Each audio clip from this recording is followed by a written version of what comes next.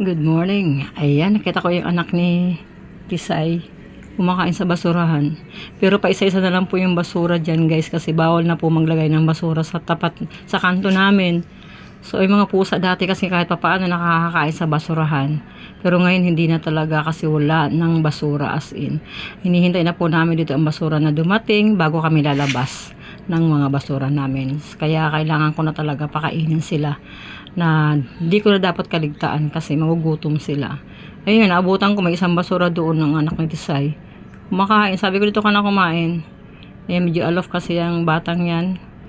Pero ayun, kinain din niya kasi alam ko gutom talaga yan. Pero si mama niya, Mama Kat na si Tisay, pinakain ko na naunang kumain. Tapos sinahanap ko kasi yan. Hindi ko makita. Pagbalik ko, galing akong palengke. Ayun, nakita ko na. Tapos ngayon, may nasilip ako dito sa sa may palengke ito. Yung pinapakain ko din to dati. Lagi ko naman pinapakain. Nakita ko siya doon sa may sasakyan. Yun, nagugutom na rin. Yan yung may sugat-sugat sa sa leeg. Pero nakakakain po yan. Regular po yung nakakakain. Hindi pa lang gumagaling yung kanyang sa leeg. Sugat. Na parang galis. Pero regular po pinapakain yan. Ayan si Tisay, oh. Nag-chill na. Ayaw mo magkain? Pabalik na po kasi ako nun.